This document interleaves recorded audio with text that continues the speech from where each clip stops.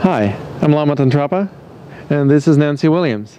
Welcome to the fourth video broadcast of our program dedicated to discovering and resolving the main challenges that people experience when practicing Qigong.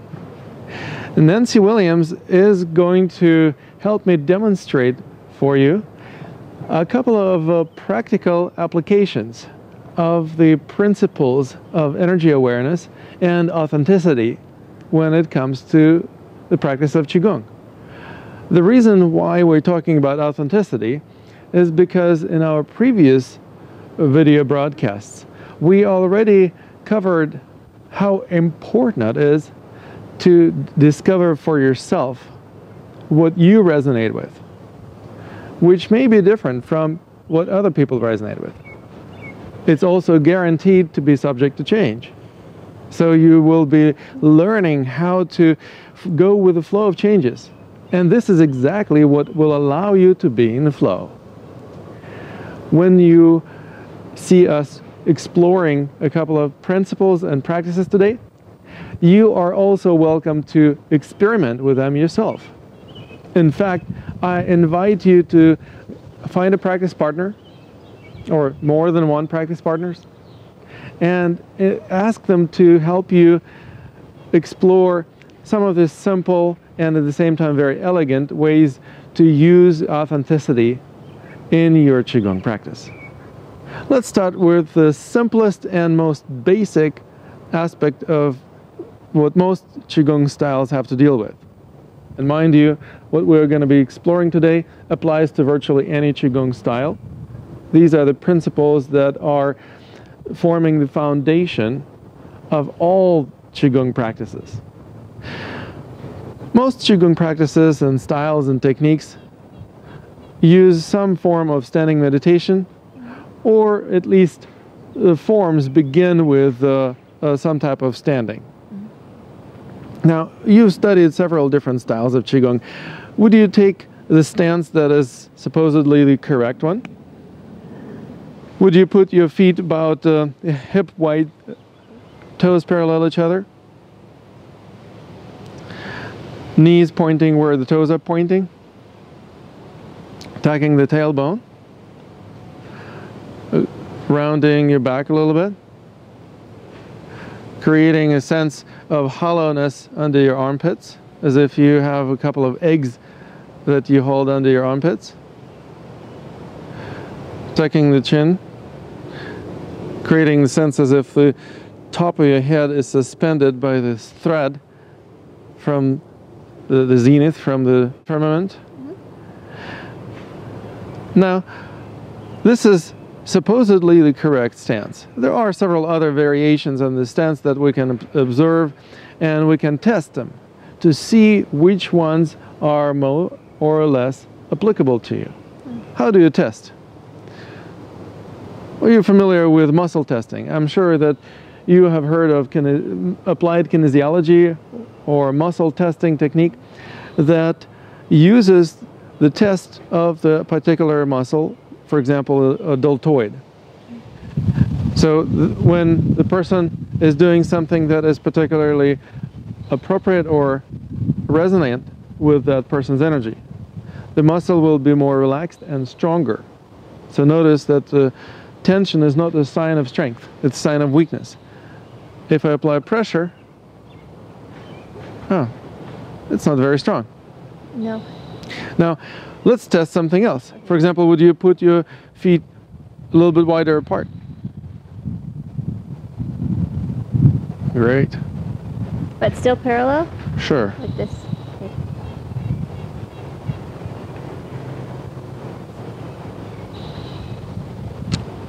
Notice how it sometimes may feel that I apply more pressure or less pressure. Mm-hmm. It's very subjective when you do this kind of testing. It's a nice idea to test for energy resonance using the body as the gauge that allows you to sense whether you resonate with something or you don't. But instead of an isolated muscle of the shoulder, we can test the entire body. And instead of pushing with the force like in this case, pushing the arm down with a certain amount of force. We're going to learn how to use gravity. So, would you do me a favor, turn towards me. Let's test the stance, whatever stance you're in right now. What I'm going to do is I'm going to put my hand on her solar plexus, or stomach, and then I'm going to lift the opposite foot that's in front of me. So if it's my left hand, the right foot is in front of me, and I'm going to simply lift the foot off the floor so that I start distributing more weight of my body onto my hand. Notice that it will allow me to apply my weight instead of pushing with force. As long as I weigh the same and gravity doesn't change, I will be able to apply more or less the same amount of pressure. And I'm not isolating any particular part of the body. I am using the entire structure to test whether or not this is something that you resonate with. So now I'm going to simply lift the foot and test. And this is easy to push you over. Now, would you take another stance? For example, if you take a stance with a greater width between your feet. Like horse stance? Like horse stance. Horse stance? Okay. Yes, Mabu or horse stance. Horse stance. Very nice, Okay. yes. Great. Let's see if you resonate better with this stance. Wow. I'm not pushing with any force. I'm just letting gravity do all the work. Now, let's see if you can put your feet, rotating the feet a little bit away from each other. Just like natural, but a little bit away? Just like so. Okay.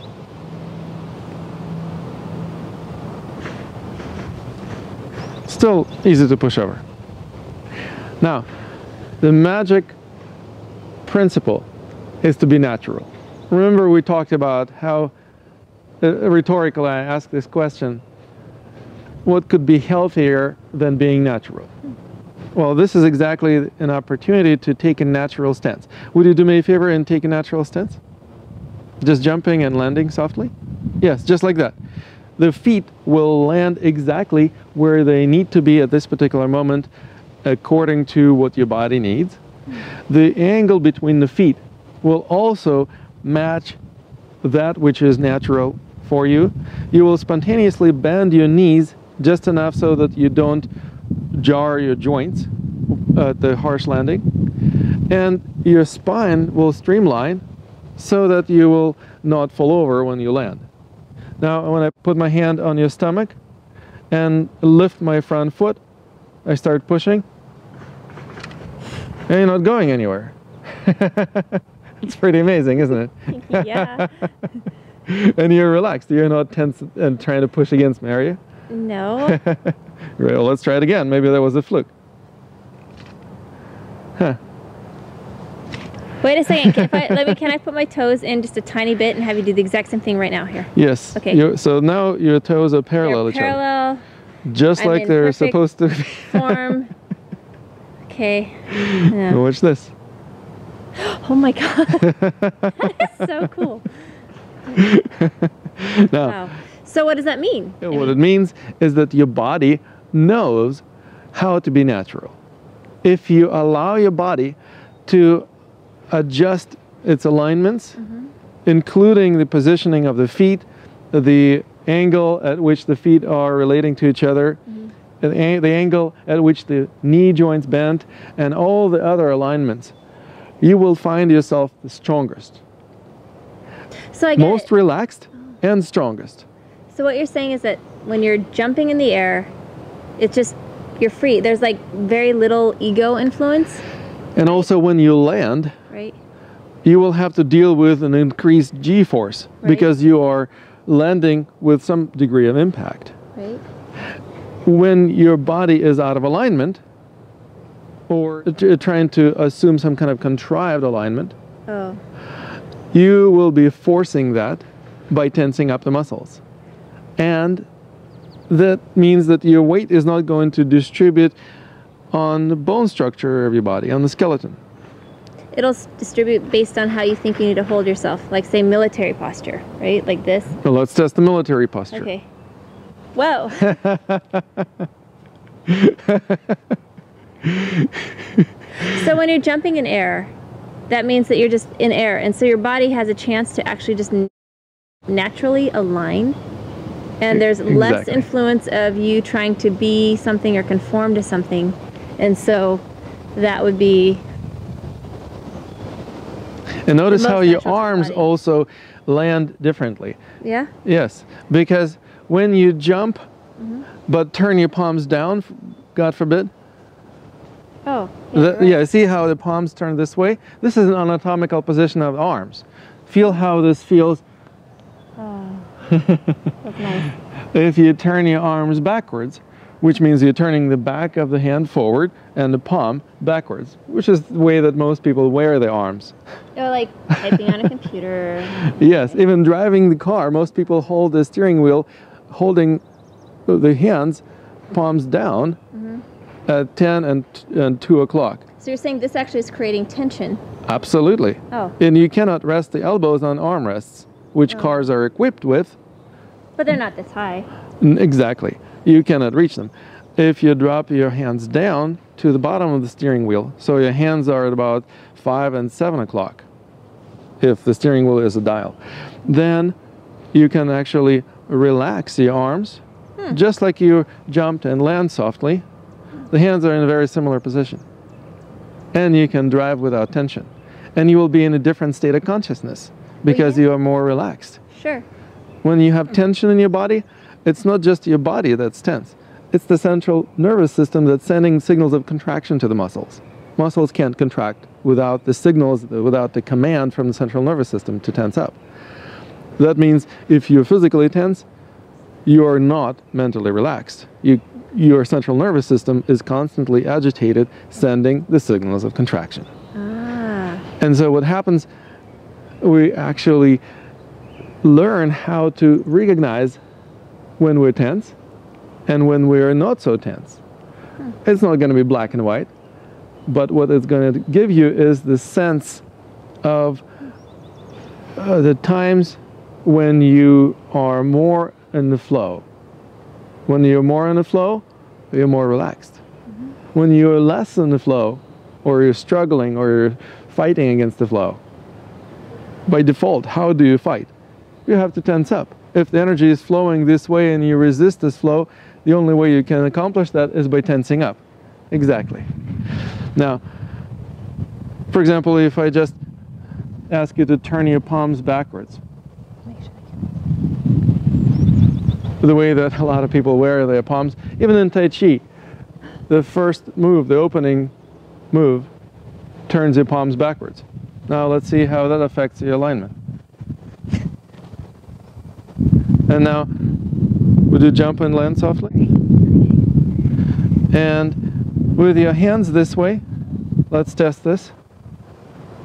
And I'll slowly start turning them backwards. Oh my God. I can't change the pressure that I apply. No. You just changed something about your own body. Yeah, you were the same. Exactly. So what did you do? I rounded my shoulders. I did this. You created exactly that which most Tai Chi teachers teach their students, and a lot of Qigong teachers teach as well. This is the like... Rounding the back and creating the hollow in the armpit. Why do they teach this? Because they probably never tested. Oh. What we're doing is we are taking every single element of our practice through rigorous testing so that we don't take anything for granted. We don't take anything on faith. We actually have a very clear understanding of how things work. Now, once you've reinvented the wheel, so to speak, you will never forget how it works. So, would you do me a favor and test me how I stand in my natural stance? Okay, so I'm just putting my hand here and then lifting my leg, and gravity does the rest? Exactly. Okay. Nice. So something is off. What's off? Oh, that's my head. Oh. Notice what I'm doing? I'm just streamlining my neck. I'm not tucking the chin in. I'm just streamlining my neck, just like I mentioned, as if the string is attached to the top of my head, and brings the top of my head where it's supposed to be, on top of my head. Okay. Now go ahead and push it. So here's this. Uh-huh. I lift my leg. Yeah. I just hang out. Yeah. Oh, wow. Totally different feeling, isn't it? Well, then go ahead and tip your head. Oh my gosh. Isn't it interesting? So a lot of alignments like this make a huge difference, even though they are so small that most people never pay attention to them. We are also going to explore and experiment with one more alignment, and that is the alignment for the pusher. Because the person who is projecting the energy can also align him or herself more, which will obviously give a lot more power to the push. So would you do me a favor and put one foot forward? Yes. Now, when you push me with the opposite hand, the hand comes to the center line. If the hand is not on the center line of the body, forget about it. It's not going to have any power. For example, I'm just slightly off of your center line. Go ahead and try to push. You can only push yourself away from me, right? Yeah. Try again. Yeah. How about I am on the opposite side of the center line, just a couple of inches off. So you're way over here. Uh-huh. So you're... Okay. So if I turn so what you're saying, if I turn this center line into my hand, wow. Isn't that interesting? So that's another alignment. That's a major alignment. It's called orientation. We are going to be exploring a number of different principles and the practical applications of these principles in our upcoming program that is dedicated to developing a rock-solid foundation for any Qigong or Tai Chi practice, regardless of the style that you may be interested in. And also it can be applied to a specific style that I personally learned from my grandfather called Qi Dao. This is something that you will also be able to learn how to use in other modalities of alternative health practices such as massage, acupuncture, chiropractic, and a variety of others. For example, if you're a massage therapist and you try to work with a person on a table or on a massage chair and you don't align your center line with your hand, what it's going to feel like? Well, I felt a lot more tension going up my arm and into my shoulder. I felt like I had to do more with my low back and my hips just to try and push into you. And then when I aligned my center with my hand, my working hand, everything was easier, and there was obviously an effect on your body. You toppled. Right. So it's interesting because in massage school they talk about some alignments, but they don't really talk about your working hand and then the lao gong or the center part, and then how that lao gong and where it is in relation to your center line and the ease and the transmission of energy. With that, right. This is energy transmission. It's not just a physical shove. Right. It's actually the energy projection.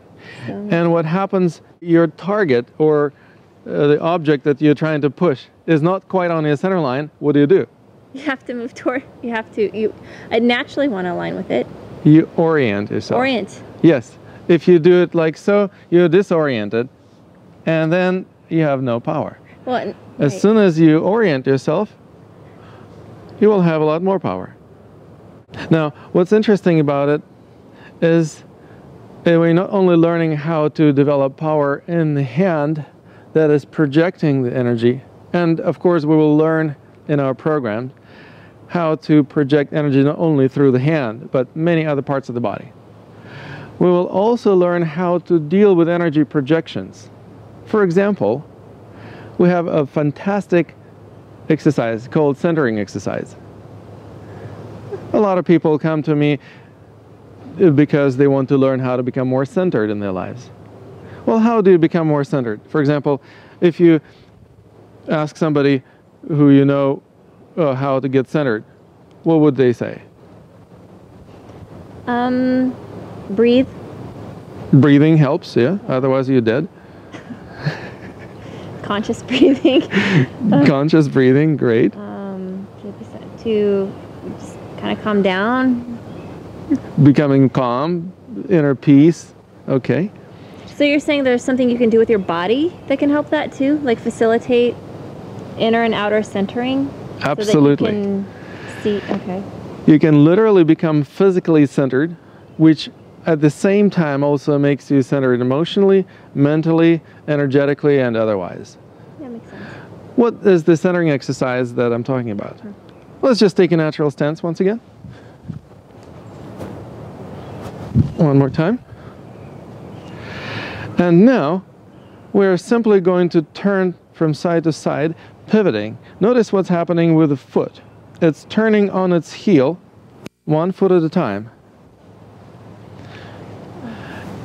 As you're turning from side to side, your body is rotating around the axis. That doesn't go anywhere. The axis is located along the spine. It's often referred to as Tai Chi pole. It goes from the top of your head through the byway point, down along the Tai Chi pole, all the way to your perineum, also known as the Huayin point, and all the way down to the center of planet Earth. If you bring 100% of your attention to the axis around which you are pivoting, you will actually become centered. Try it. Bring 100% of your attention to your center around which you are rotating. You will know that you have become centered when your breathing pattern changes, becoming deeper and smoother and more relaxed.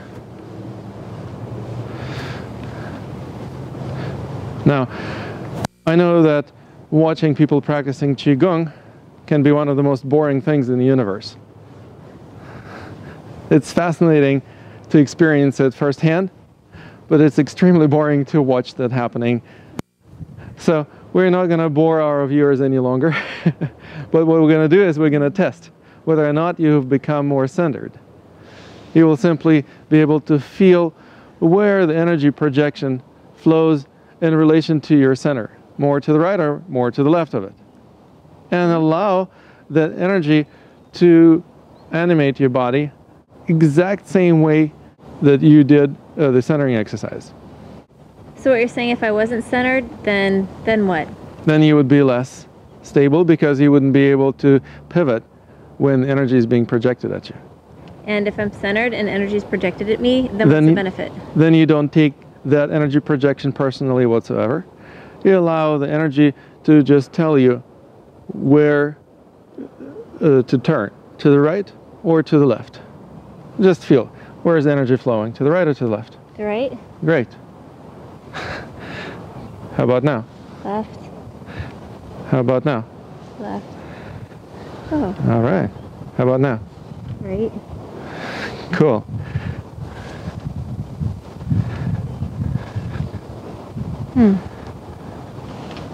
That's wiggly. What was it that you said, Well, it felt like it was coming right through the center. So then I was like, oh, which way is it going? Easy. If it's coming right at the center, you have freedom of choice where to turn.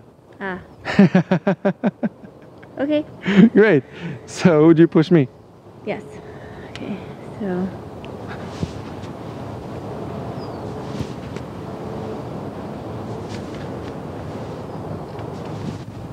I don't have to resist. I don't have to react to these energy projections. I just feel the energy flowing at me. And I don't need to even think about it. I just feel where the energy is flowing in relation to the center of my body. As soon as I feel the energy flow, that energy flow animates my body and moves me so that I'm going with the flow of energy without resisting the flow. Why is this important to everyday life? And because it allows you to apply the same approach to all the other types of energetic projections that life throws at you. Ew. You really don't have to take them personally. You don't have to resist the flow of things. Even if you are a person pushing me physically, I don't have to take it personally and thinking, why does Nancy push me all the time? I really hate it when she pushes me. I wish she would stop. You know, that would be taking it personally, right? Okay. Instead, I would say, interesting, there is a bit of a universe. I know this bit of a universe as Nancy, but it's actually an energy being that is projecting energy, and it's flowing somewhere. Where does it flow in relation to my center? Let's find out. As soon as I feel the flow, I merge with the flow, just like you merge with the flow of traffic on the freeway. If you want to drive safely on the freeway, you're not going to go against the flow of traffic, right? That will lead to a head-on collision. And you also merge with the flow of traffic going in the same direction at the same speed as other cars go, right? That means you are actually going to merge with them and travel safely in the same direction at the same speed.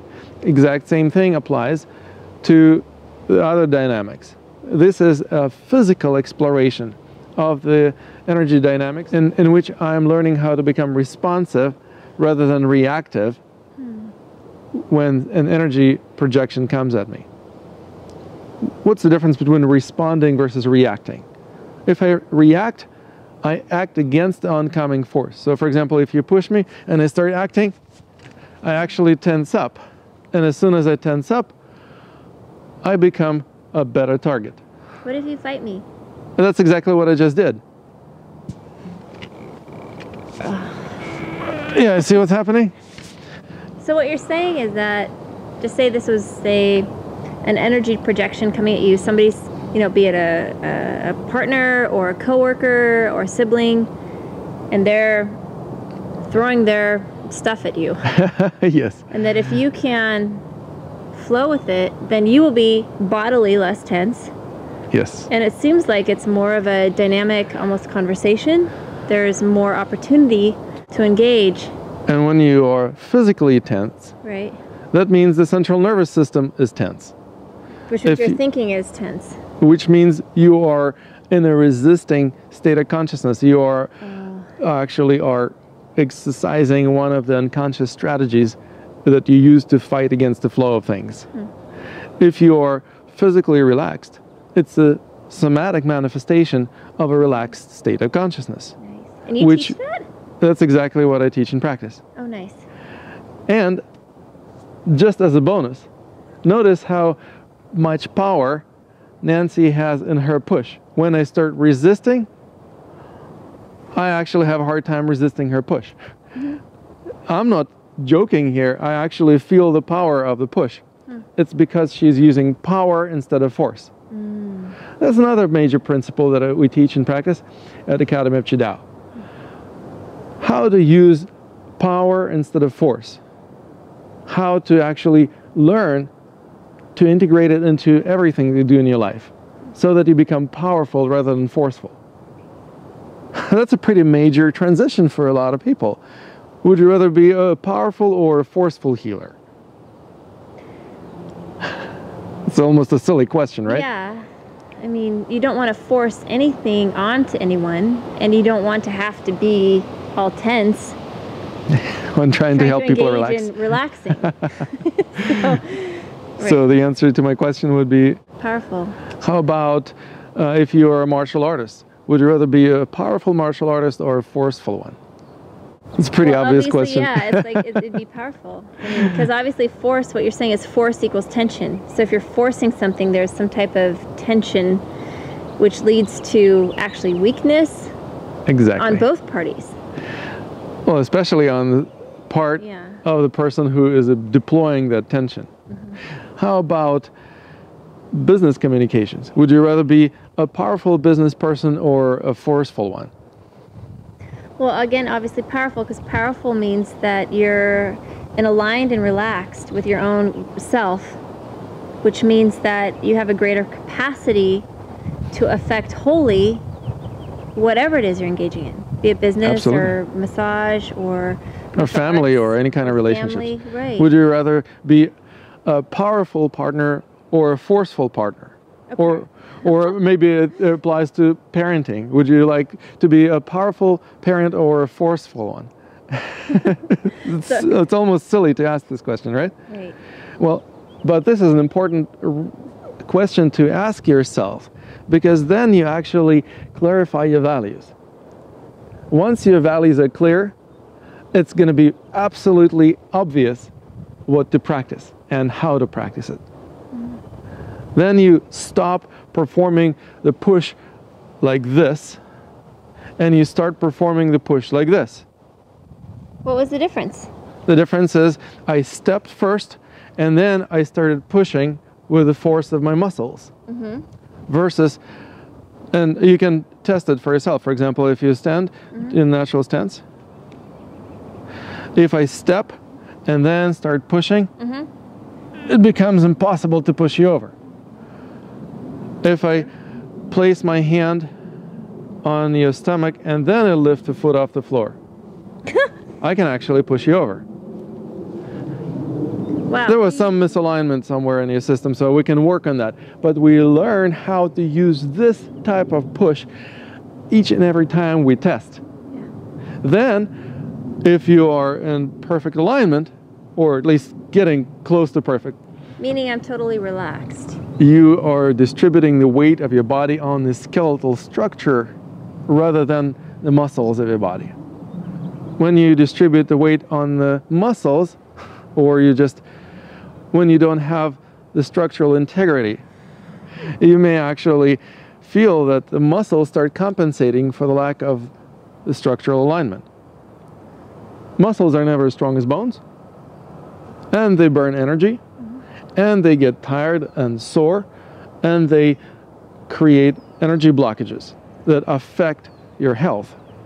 Plus, they also create impediment to the full range of motion and decrease your flexibility if they're tense.